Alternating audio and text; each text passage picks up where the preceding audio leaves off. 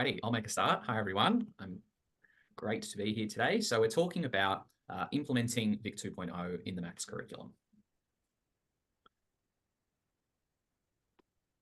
So what we're covering today, we're going to be looking at the key changes identified between the current version 1 and the new version 2 for the Victorian Maths Curriculum, and what that means for us, both for primary school teachers and secondary teachers. So first part of the webinar, we'll be talking about primary school, and then we're going to move into secondary school. So I'm going to be talking about some of the realignment of content ideas that we've seen in the primary school curriculum, and we'll also be talking about the proficiencies and higher order thinking required now in year 7 to 10. We will talk about year 10 because we know there's been a little bit of a change here. And we've got Erin here today who can really talk on that. And then I'll end the webinar today just talking a little bit about what we will be offering at Mathspace in regards to schools who might want to move over to our potential textbooks. So there will be a bit of a chat about our textbooks today.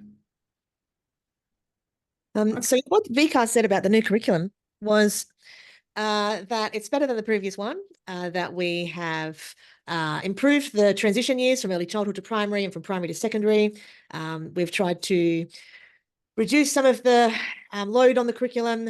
We've tried to reduce the duplication, reduce some of the overlap, and we want to prepare students for the world of tomorrow. Of course, what curriculum won't say that they do that when they release a new version? So of course, they're going to say these things. So to what depth have they done these things? I suppose is yet to be determined as we sort of explore what this curriculum looks like in the classroom over the next few years. I suppose from a big picture point of view, in my opinion, there really isn't any reduction in content. I think the curriculum is as full as it was before. I think year 10 is probably fuller. The transition years, I think what they've done is they've made it more clear in terms of the requirements within the curriculum, but have they improved what that transition looks like? Well, I think transition years are always going to be complicated because of the fact that they're moving sites or changing structures. So I think they've done what they can there. But as far as whether they've achieved that, we're yet to see what that looks like when it plays out in the classroom. Thanks, Erin.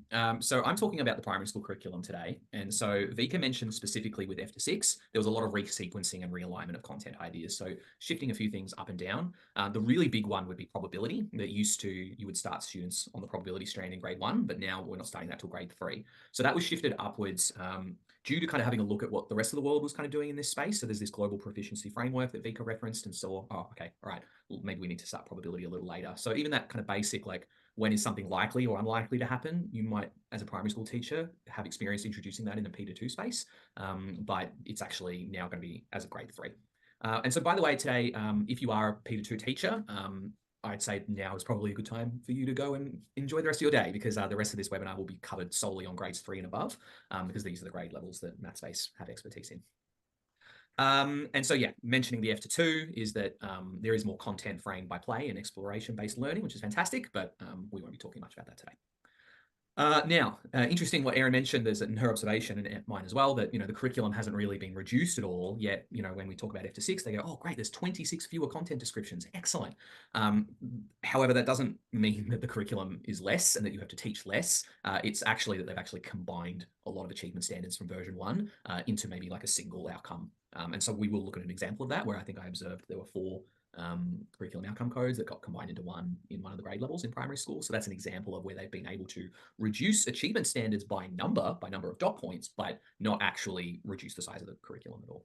Yeah, it's important to note on that too, I think, Dan, the implications that has on the classrooms and on teachers with regards to assessments. If you're in a school that needs to report directly against a content descriptor or outcome, then you're going to be gathering a whole lot more evidence to be able to show demonstration against some of those outcomes that are now much more broad. Yeah, that's right. And I'd say that's the same for secondary too. I've seen some of those as well. Great. All right, let's talk about what content has moved from a lower to a higher grade level. And I'll also talk about content that has moved from a higher to a lower grade level. And by the way, if you are a secondary school teacher, I do recommend listening, because it's always good to know when like a foundational skill is introduced at primary school, like how many years have the students played around with something before they get to you in year 7. But also there are some skills that have shifted up from grade 6 to year 7 and likewise down from 7 to grade 6. So it'd be good for you to know that as well. So do keep listening. Okay, so I already mentioned probability, that entire strand starting in grade 3. And what I noticed is that there was nothing in grade 3 that moved upwards in probability. So if you're a grade 3 teacher, you're actually doing more, like you're covering already what you're used to covering in probability, but rather than revising what they did in grade 1 and 2, you're actually teaching that for the first time. Going from grade 2 to grade 3 as well is this geometry skill, but I should say space from now on in the rest of the webinar, because we know from version 1 to version 2, the 3 strands have been broken down to 6. Instead of a geometry strand, though, we have what's called a space strand. So it's just a renaming there, but this skill about classifying 3D objects and being able to identify the key features in those 3D shapes, doing that in grade 3 now instead of grade 2. Going upwards from grade 3 to grade 4, this is what I mentioned before. We saw 4 grade 3 outcomes combined into the 1 achievement standard and then moved up to grade 4. And that's about looking at the numbers within a sequence and being able to kind of get the next number. But now you can see they've introduced this algorithm, like, all right, we want students to be able to use an algorithm to generate numbers within a sequence. So exactly what Erin was talking about before. Now you're collecting a little bit more evidence across those 4 outcomes to just do on the 1. Great. So grade 4 to grade 5, we have measurements. So choosing those appropriate metric units for length, mass, capacity. So, you know, you're looking at your meters, your kilograms, etc. Like being able to look at that in a grade 5 classroom now instead of grade 4. And then grades 5 to grade 6, we did now finally see some probability shift upwards. So being able to recognize that a probability is measured with a number between 0 and 1. Also how to represent a probability using fractions. That's now a grade 6 skill instead of grade 5. Okay, now here's the big one. The one that's doing the jump from primary school up to secondary school is volume. So the volume of 3D shapes, we're used to in the current version of the curriculum, introducing that to students in grade 6, where they then carry on with it in year 7. So you might do a bit of revision in year 7 and then go straight into like teaching the, you know, volume of a, you know, calculating the volume of a right prism using a formula. But now those basic volume concepts are being introduced in year 7. And also connecting volume and capacity, a grade 6 skill, now actually moving up to year 8. So I think this is a real big one, because I work with a lot of schools that, you know, they might be a P to 10 or a P to 12 school, right? And so you've got like a junior school, a middle school, a senior school, or perhaps a junior and a senior school. But if I'm a year 7 teacher working in that space, maybe I don't know, like what's happening over at the junior school. It could be at a different campus, right? So what are those teachers doing this year? Have they started adopting version 2 now? You know, have they ceased the teaching of volume to grade 6? Or have they cut back on that? Or are they still business as usual teaching that and not going to stop until next year? It could be a great chance for you to have a conversation with some of those curriculum leaders over in the junior school. Likewise, if you're at a secondary school and, you know, your school does have communication with some of the feeder schools in your area, like it could be great to kind of connect with them to find out, okay, so what's your primary school's plan to moving to the new curriculum? Because, you know, next year or perhaps 2026, you're going to have to cater for the fact that year 7s will be coming into the school and perhaps no longer knowing that basic kind of finding the volume of a 3D shape and what that means. So in Mathspace, I will now show you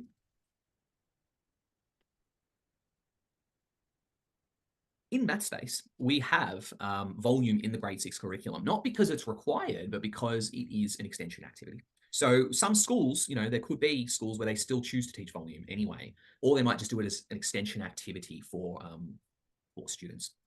So if I come to the, has that label, I'll edit this bit out. I think, has that label been taken out of product now, that extension label? I think it has.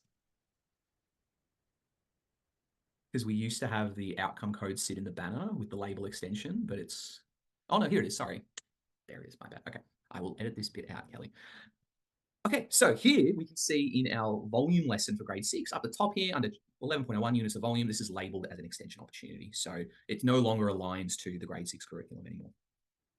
Speaking of which, in our grades 3 to 6 content in Mathspace, we have these great teacher guides here where you can actually look at some lesson notes. So, you know, being able to connect to other concepts. What's a great warm-up activity you could run in class if you're teaching this lesson?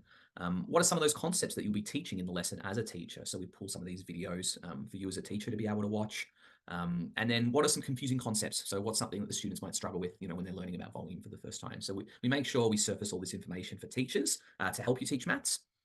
And the student lessons themselves, they're great because we know literacy is still being built up in the primary school space. So the majority of the lesson content is video-based. So really looking at teachers using kind of videos and interactive slides to speak to these concepts. For example, the unit for volume measurement, looking at a millimeter cube versus a centimeter cubed. And in addition to that, in Mathspace, we have these great digital practice activities that students can work on. So if you don't know anything about Mathspace, basically, we can, as a teacher, set either tasks where we choose the questions ourselves, or you can set an adaptive task for the kids to work on where it'll challenge them at their level based on how well they're doing within the task. Now, moving up to year 7, this is where we now see volume. So if I come to chapter 14 in the Mathspace textbook, we can go to chapter 14 and look through the scope and sequence. You can see nets of solids, visualizing solids, finding volume using unit cubes, those units of volume. So all of that primary school knowledge now really being fleshed out in that year 7 space, because all of this aligns to year 7 curriculum outcomes. So there you go, volume using unit cubes, VC2, M7, MO2. So that way now schools can choose, all right, if I'm a grade 6 teacher, I might extend some of my students in volume. Otherwise, if I'm a year 7 teacher, here's all the basics that I've got ready for my year 7 class for the new curriculum.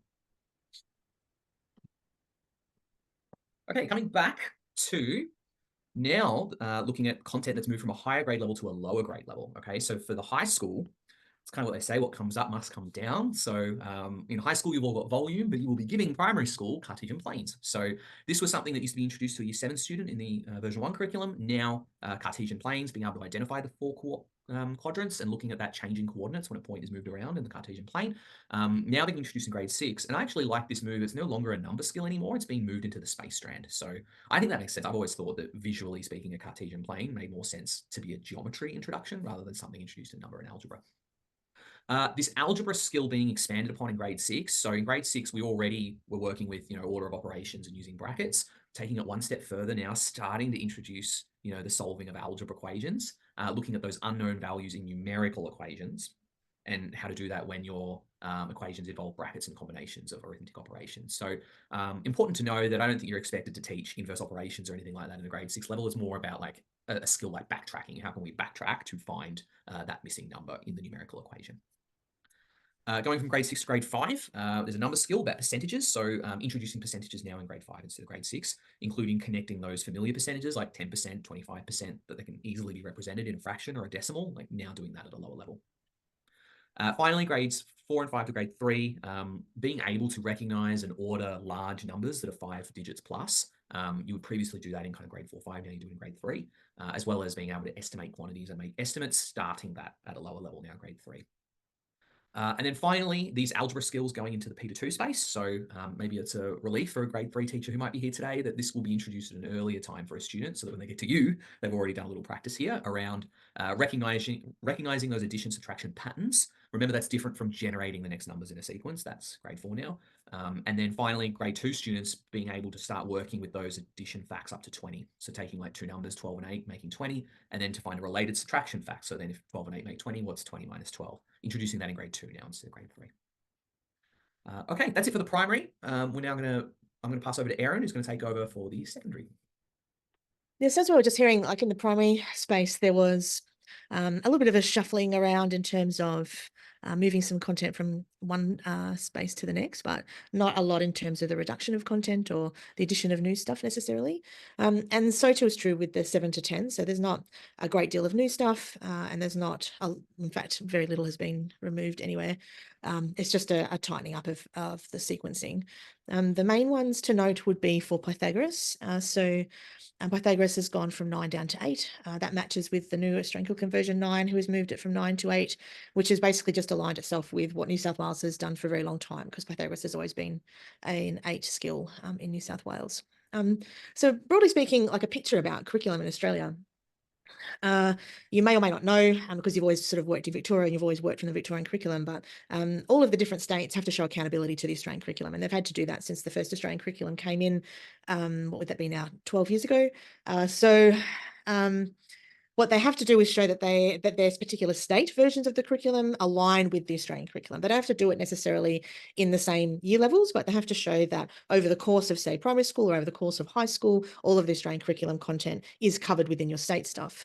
So that is kind of like the minimum that you need to do. And then each state can do stuff on top of that. And for sure, New South Wales has done that for a long time, because they've been very passionate about their geometry, for example. And Victoria, we'll notice, did that with the launch of their first Victorian curriculum, 10 years ago, where they introduced that algorithms and coding stream all the way through.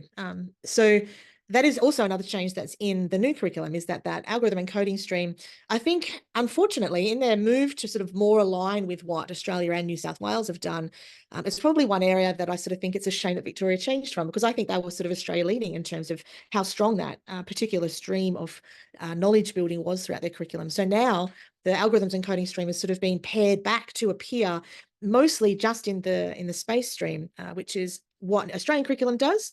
And that was their way of moving towards what Victoria does. So there's this sort of shuffling every time there's a new curriculum. So that's why Pythagoras has gone down to 8. There's a few other dot points on the screen there, but overall, not a great deal to mention in terms of detail. And we're going to talk a little bit around structure. So we saw just then Dan talk about the extension lesson that appeared in grade 6 with regards to volume. So I just wanted to touch base on why there'll be things in our books and in our digital content that you'll see that'll be marked as revision, be marked as background, be marked as extension, or have the particular state outcomes. And that's because we put together this real big knowledge map of all of the skills that's required to get from A to B. So we look at, for example, how do I get from the idea of solving a single step equation in grade 7 through to solving and dealing with more complex linear functions in grade 9. And so we put together this sort of a bit of a map. Well, it looks like this and it looks like this. And so that means in grade 7, we'll do this and at 8 here. And we look at where all of that matches to the particular Victorian outcome codes. And sometimes we go, oh, actually, to get from this point to that next one, we actually need to cover this other content. It's not expressly mentioned, but we know that to develop that well with concrete conceptual understanding, we should go via this idea. And so sometimes that's why we include the ideas of extension and some other background knowledge so that it sort of fills in those gaps and creates a more fluid theme of study. The main difference across 7 to 10 is definitely in the sort of this higher order thinking capacity. So I really like this quote from David Cavello, CEO of ACARA, Australian Curriculum Assessment and Reporting Authority. And as I've just talked to, even though Victorian curriculum, may think they're fairly removed from ACARA, your curriculum has to show alignment to the Australian curriculum, so it's all interconnected. Particularly the last sentence that's here around human skills, and something that I'm really super passionate about is ensuring that the way that we see and approach mathematics keeps it as that human endeavor, and science was always meant to be that. I used to always imagine myself as a teacher, that I would be one of those teachers that would sit out under a tree and would be hypothesizing about how far away is that, like Pythagoras would. So, that it's that human idea around conversation and connection. And he talks here about how the new curriculum needs to be doing these things. So we want creativity, problem solving, ethical awareness, the teamwork and critical thinking. Now, they're all words that we're very familiar with. And that's because all of those words are actually connected directly to the mathematical proficiencies or the proficiency strands. So in the previous curriculum, we had them listed out very explicitly. These are things that we think mathematics really needs to do. And it included all of these ideas. And now the new curriculum, both in the Australian curriculum, the New South Wales curriculum, and the Victorian 2.0, they've all ensured that these key ways of thinking are just embedded and entwined throughout the entire curriculum. So the proficiencies, as we just mentioned, the words here are very similar, right? Understanding, fluency, reasoning, and problem solving. That's our mathematized version of those sort of higher order thinking skills, as well as combining that base level of fluency. So as I just mentioned, they were explicitly mentioned in a separate part in terms of focus that we need to have as mathematics teachers. And now they are just entwined throughout all the standards. So those words you'll see reflected in the actual outcomes that you're going to be working with. And we have tried to make that as explicit as possible within our own content as well. So I'll talk to you a little bit around, maybe I'll stop sharing. I'll talk to what's in those content descriptions as you pull up your example, Jan. So an understanding question in mathematics is basically where you consider, okay, imagine you've been teaching and you've been doing some explicit teaching, 15, 20 minutes, and you turn around and you look at the class and you want to know, have they been listening? Do they know what it is I'm talking about? So an understanding question is really just that. It's, do they know what the concept is that we're about to embark on? Do they know the key terms and language that we're about to look at? And are they ready? So what was sort of the prerequisite knowledge before I get to this? And are they ready to engage in actually applying these skills? So the understanding is not can they do it, it's do they know what it is that we're referring to. Fluency is more, rote, so not rote, that's a bad use of words there. Fluency is more that direct application of the skill. Can they take what it is that we've just been talking about and apply that directly? So that is, can they do it? Can they take what they've understood and apply that directly? These are, one-step or repeated one-step questions. They can be worded questions as long as there's still a direct application. Basically just can they do it? They'll map to particular worked examples from our lesson. Here is how you can do that particular thing. A reasoning question starts now to edge towards these higher order thinking skills. So can they explain, justify, can they identify errors in different sort of working outs? Can they justify different arguments for and against? Can they identify true and false statements? So really, can they take that understanding to the next level? And then the final group is problem solving. And this encapsulates everything that's come before. So do they understand? Can they do? Can they reason? And can they do that in sort of a slightly more complicated way. So problem solving questions should be things that either contain other concepts, that maybe have extra material that so the students need to sort of choose, well, what is the mathematics? What numbers do I need for this question? It could be multi-step problems or just approaching it in a just slightly different way to what they're used to. So that's how we sort of have handled the worksheets here. Over to you, Dan. Yeah, thanks, Erin. I've just had on my screen here actually our new Mathspace print textbook, an example from Dividing Decimals from the Year 7 book. So Erin and her curriculum team have authored and published print textbooks for the new VIC 2.0 curriculum for Years 7, 8, 9, and 10. And so on the screen is an example of one of the subchapters from the Year 7 textbook. So perfect example here for problem solving. This is about dividing decimals, but in question 20, I see calculate the perimeter. So an example of those kind of cross-connecting concepts being brought into the problem solving space. What you might have noticed as well, if I zoom out, coming back, all of our question sets in the print textbooks have differentiated pathways. So Explorer, Adventurer, and Trailblazer. And what I like about these 3 pathways myself is that it doesn't matter which pathway I choose. Like I could choose the Explorer pathway, like have a real, bit of a less heated experience of this chapter. And I will still work across the 4 proficiencies. So really important that even though I might not be as confident as, say, a passionate maths student who wants to try the Trailblazer pathway, I'm still going to be exposed to all 4 proficiencies as the curriculum requires. I might add too, Dan, on that, as a teacher, it's really useful to know that within those different Explorer pathways, common questions. So there are questions within the set that all pathways will do, which provides an opportunity for teachers to call to attention those particular questions and do them as a group, and then sort of cross over some of the some of the students who could be sort of peer tutors and have them help out in different ways as well. Yeah, fantastic. In addition to the question sets, we of course have lessons with worked examples. And yeah, I'll talk about a bit more later about how this links in with the existing Mathspace program. All right, back to you, Erin. So this is the main thing. This is the main change and the main emphasis. And in terms of a change, it's a slight step up. It's not a real big change because a lot of these things did exist. There's just a greater emphasis now. And this ties back into David Queller's quote that I had up before in terms of those higher order thinking skills. So a lot of this language overlaps, right? Algorithmic thinking, modeling, computational thinking, statistical investigation, and probability simulations, for example. So I'm just going to quickly flick through and show you where these types of skills appear within the outcomes in the Victorian curriculum across 7 to 10. So we've got algorithms and modeling, and you'll see that they appear here. So number strand measurement here. We've got some measurement strands here, and the algebra strand above it as well. So there's a lot of that mathematical modeling that appears throughout. We've got probability simulations, which of course is all the way through probability. And these simulation strands actually appear right the way through from where we introduce probability, as Dan mentioned in grade 3. Computational thinking. So we've got that appearing in the space strand here. You've got that one in 10A as well, in space as well. So this is what I was mentioning before. It's kind of a shame that we've sort of restricted this computational thinking just into space now. I did think that was a real strength that Victoria had in their first curriculum, but this is what the Australian Curriculum Version 9 has done. So that's what we're seeing alignment here. And statistical investigations, of course, through the statistics strand. So let's think about this. We've got 6 strands: statistics, space, probability, measurement, number, and algebra. That's 6 strands. So what we're saying is, let's do this higher order thinking across all 6 strands.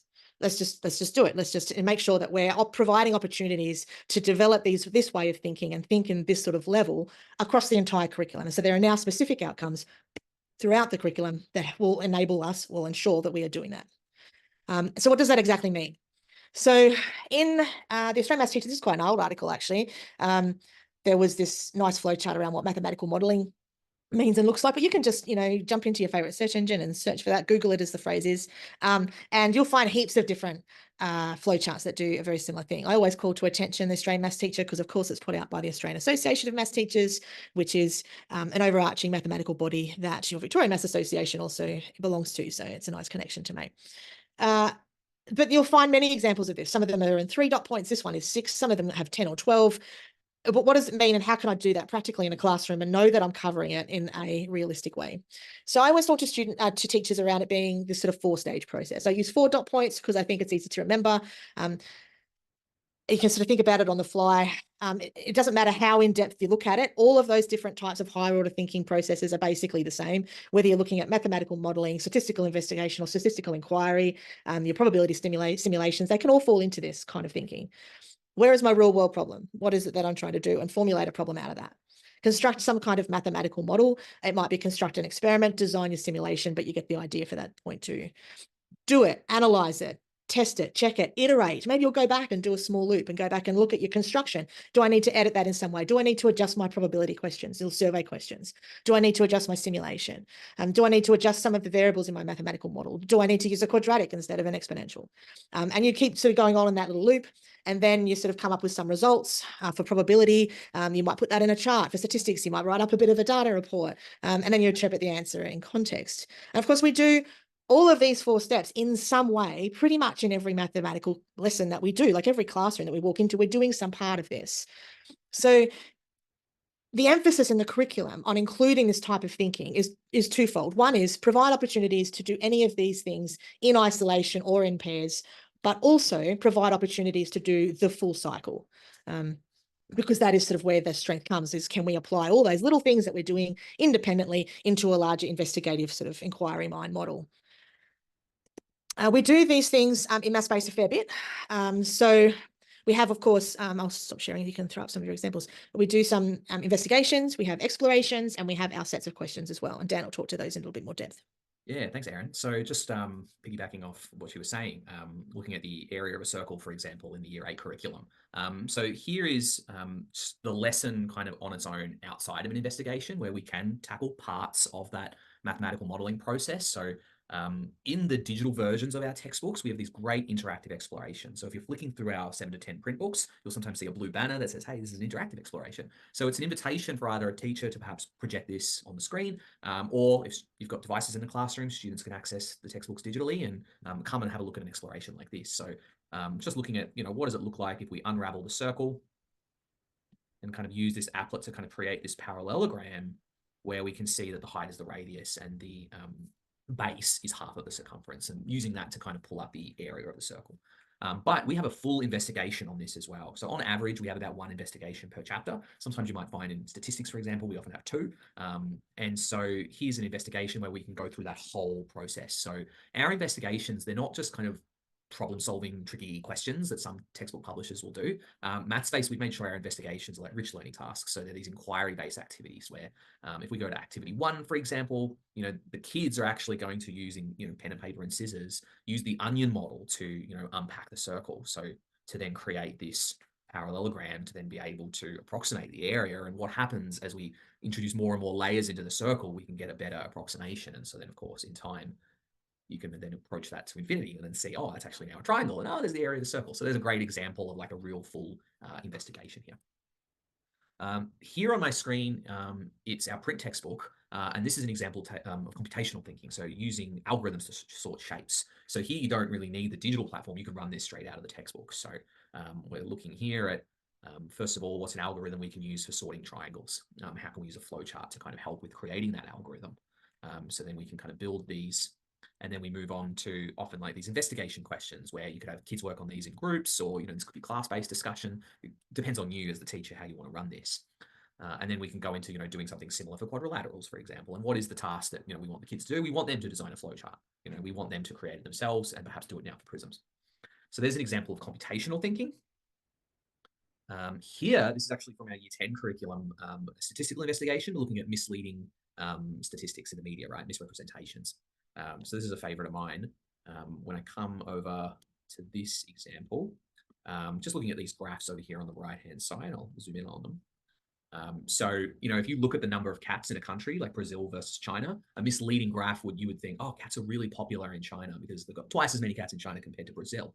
But it's actually misleading, right? Because it doesn't talk to how much a population loves cats. It just talks to the number of cats in the country. So where you actually look at the number of pet cats per 100,000 people, it's actually much higher in Brazil. So Brazil are more likely, maybe as a family unit, to have 2 or more cats compared to China.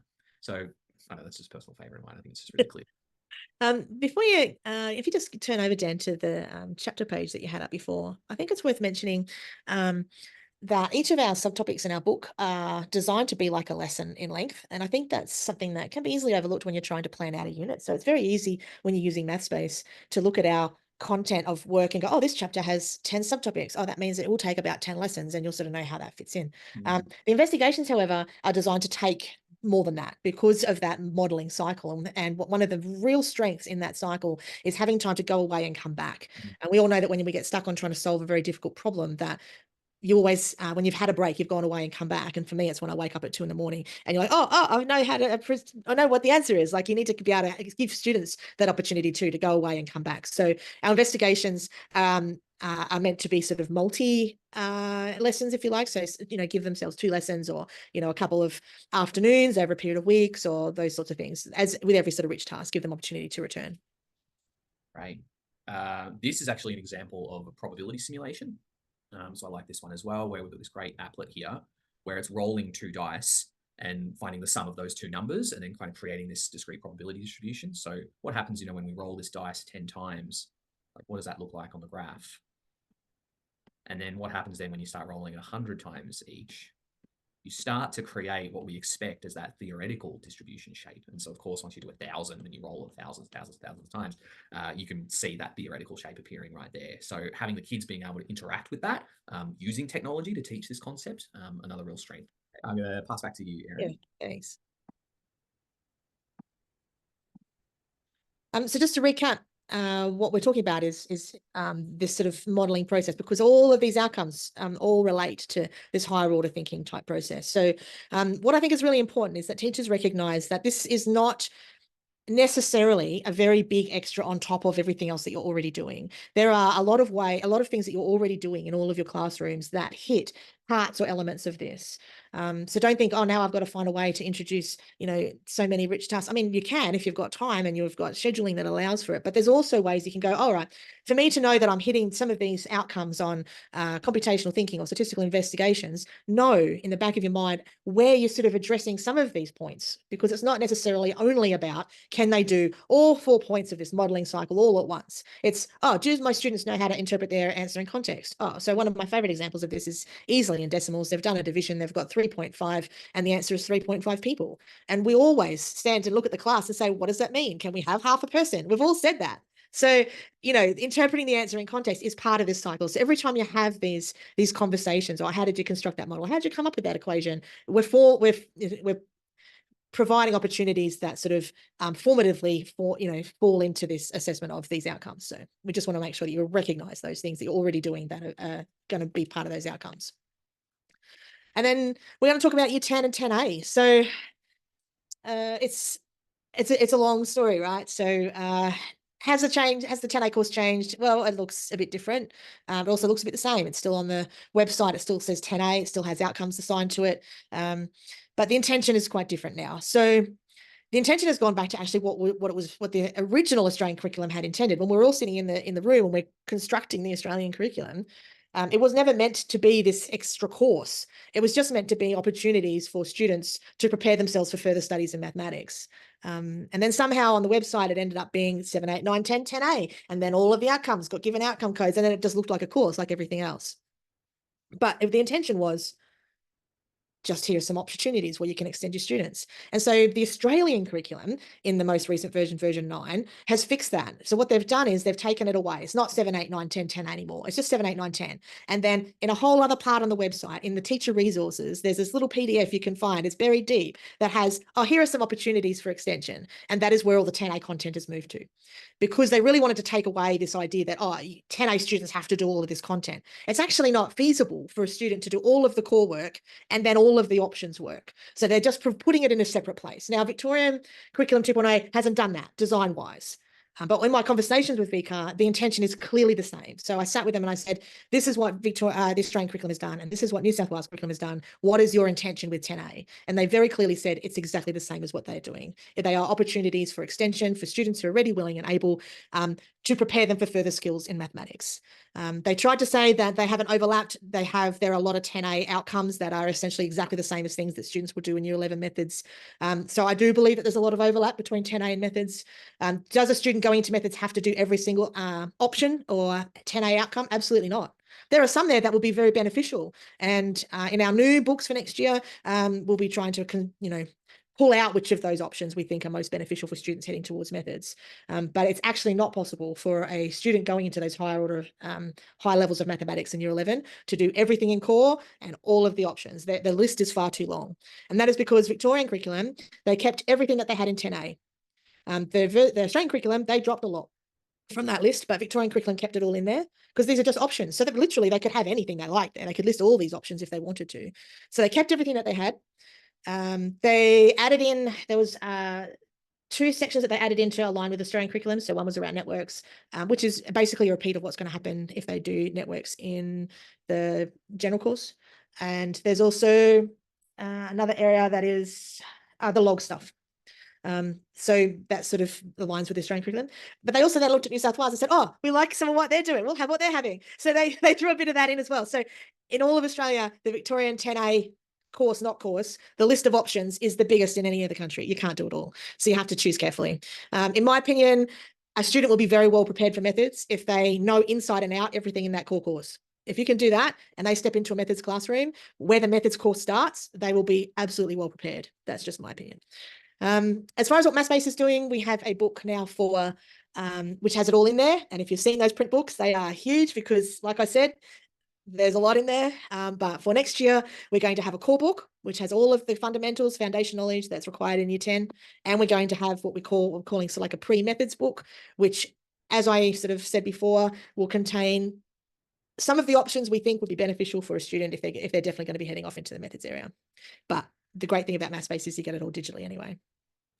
Might hand over to you, Dan. You've probably got something to say on that too. Yes, I do. I was going to just show everyone that actually. So here is the Year 10 course in our Mathspace platform. And so as Erin mentioned, we're going to be producing actually 3 different book options for schools for next year. We will have the big slab that we've given to some schools this year. It's 1,800 pages. It's massive.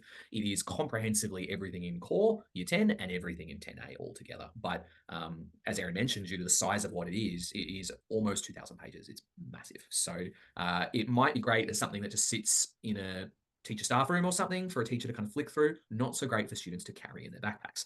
So we are also releasing 2 other volumes. We're going to have a year 10 core and also a year 10 pre-methods. So because, in our conversations with schools this year, there are a lot of schools that will stream their students, into say a pre-general group or a pre-methods group or a mainstream year 10 and an advanced year 10. So there will be those book options for you. But as Erin mentioned, we've got it all in Mathspace. And so you can really pick and choose what you want to give to either individual students or to small groups of students. So you might teach a year 10 mainstream class. You might be covering measurement, chapter 16.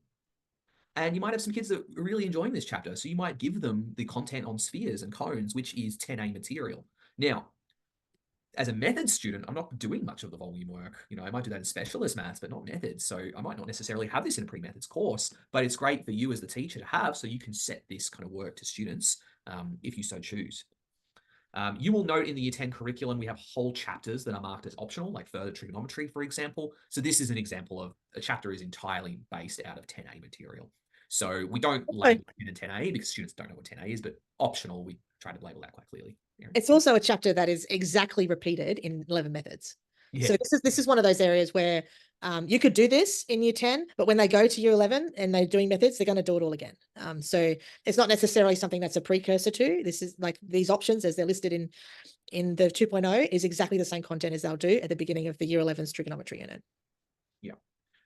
Erin mentioned logarithms before. So in our chapter 9, this is an example where we have some core 10 topics. So when we're looking at introducing logarithms and finding order of magnitude and logarithmic scales, but then the 10A material goes into, other bases, log laws, connecting exponentials and logarithms, etc. So it doesn't mean that, there are some chapters in our Mathspace textbook that will do a mix of 10 and 10A. Quadratics is another example that I like where, everything here is core except at the end for the quadratic equations is based on 10A material. Fun fact, in the Australian curriculum, they actually make the quadratic formula and the discriminant optional topics but not for Victoria. Victoria have made that a part of the core year 10 curriculum experience still. I'm now going to finish the webinar just talking a bit about what we at Mathspace are offering schools in Victoria as we transition to the new 2.0 curriculum. So I've already spoken about primary school, how we have digital curriculum available for grades 3 to 6. And I've mentioned that in year 7 to 10, we have both print and digital textbooks now. So I want to talk a little bit about how the print and digital textbooks align. So a print book, you might book list, for example, the year 10 textbook for a year 10 class. So all the kids have got a year 10 book. But then you as the teacher, you have got access to the year 10 textbook online, and the students do as well when they log into Mathspace. Now, you could actually choose to give the students access to other books digitally as well. So I think that's something that's really unique and cool about Mathspace. And certainly if I'm a teacher, I can click the drop-down box and access any of the curriculum from grades 3 all the way up to year 11 and 12 VCE. So we do have digital textbooks for VCE General Maths and VCE Maths Methods as well. So here's an example, like if we keep to year 10, here's the quadratics topic, chapter 5. And so I can see there is a topic overview. So this is giving you an overview of the whole chapter. So all the big ideas and essential understanding. And all of this, by the way, can now be printed in Mathspace. So you can print this out and have it as a part of your lesson plans if you wish. Coming now to 5.03, solving by factorization. So this is an example of a skill that you would teach when you're teaching quadratics in year 10. So we give the teachers an overview first. So what's the lesson narrative, learning objectives, key vocabulary, etc.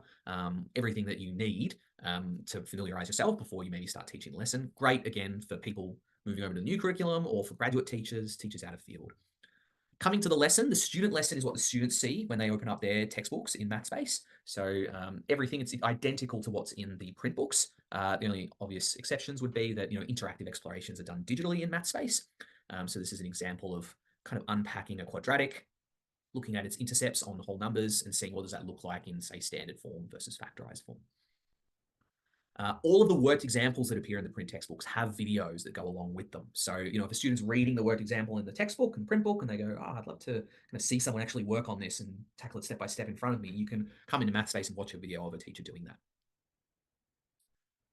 Coming over to the teacher guide. So this is great for teachers. So this is just more assistance here where, what's a targeted instructional strategy that I might tackle when I'm teaching solving by factorization? Well, we definitely want to revisit the null factor law and look at what does that mean? And so how can we then use that when we factorize a quadratic before solving it? A real favorite from teachers who are using Mathspace this year, who've started using these books in their classes, common student misconceptions, right? So what might the students do accidentally, when they're first learning about this? And then also these great teacher guides as well for any interactive exploration in Mathspace. Like we suggest, for example, in class, you could group students in pairs, or perhaps they tackle it individually. And we can then flag here, any purposeful questions that a teacher might ask to help the kids understand what they're doing, when they're working in that interactive exploration. Finally, coming over to the practice, we have now the two types of practice in Mathspace. Okay, so first of all, there's the textbook practice. And so we label that as a worksheet because some schools don't use textbooks. Some schools are working mostly digitally already and the kids won't have a print textbook in class. But the kids might still want to go home and print this off as a worksheet, especially if a parent or guardian wants the kids off the screens and, on their desks, the kids can do that at home. Or you might print this for a student who, say, leaves their computer at home or their computer's broken. What am I going to do in class today? You've got that option if you're not a school that uses print textbooks. And so these tackle the exact same questions that are in the print books for, in this case, chapter 5.03 in the Year 10 textbook. Coming over to the interactive questions, this is what makes Mathspace famous. These are our interactive questions, but they're now all aligned to everything in our print books. So, for example, as a teacher, I could set now an adaptive task on solving by factorizing, and this could be a great way to either introduce the skill so that the kids are practicing using our digital supports, or maybe after the print textbook work, I'm then consolidating my understanding by completing an adaptive task. That's what I've certainly noticed when I've seen schools this year who've been using our print and digital textbooks, because there are a couple of schools in Victoria who chose to adopt version 2 this year and not wait. And so they're actually using our print and digital textbooks now. And so I've observed that a lot of the teachers like to kind of use some of the Mathspace digital questions here for consolidation or review. So here's an example. We'll try this question. For those of you who don't really know much about Mathspace, when your kids are working digitally in the software, they get a lot of support. So here's a quadratic, x squared minus 14x plus 49 is equal to 0. What do I do to solve this? In most other platforms, you would just put in the answer straight away. So you might have to pen and paper, work it out, and then put it in. Where Mathspace is really unique is that we can show our work. So let's say I don't know what to do as a student. I can come to the help, and I have lots of different options here. So I could look at an example. So this is a worked example, like what's the solution pathway for a similar question? We could watch a video. So the video, I won't play the video, but it's a video of a teacher actually explaining how to tackle a similar question. So going through that process step by step. So the videos, they're now in all of our questions from 7 to 10. So a great extra support for kids who want a bit more. They might be at home and they don't have access to their math teacher and they want some help with their homework. We have step-by-step hints that were previously pre-generated, but now you have the option of having AI to support you as well.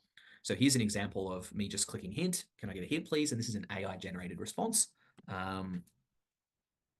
So I can say, what does factored mean?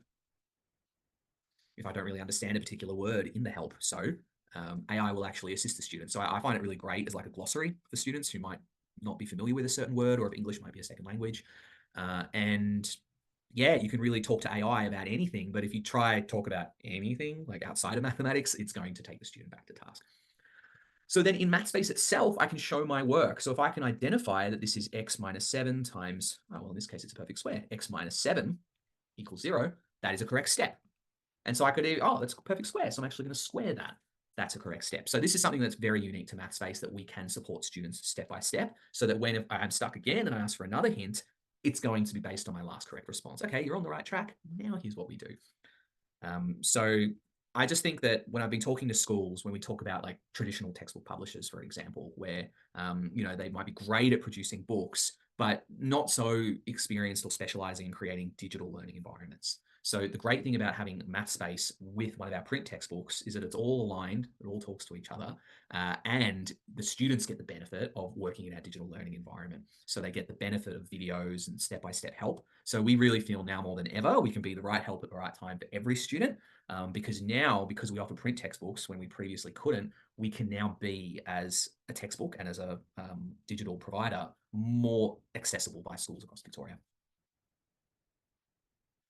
Okay, that's it. Thanks very much for coming to the webinar, everyone. Erin, thank you very much for sharing your expertise and your time today. We really appreciate it. No worries. Thanks everybody for coming. And we'll see you all later. If you've got any questions, feel free to contact us either via our website or you can either email us at hello@mathspace.com.au. More than happy to speak to you if you're kind of not familiar with Mathspace and you'd like to know more. Thanks, bye.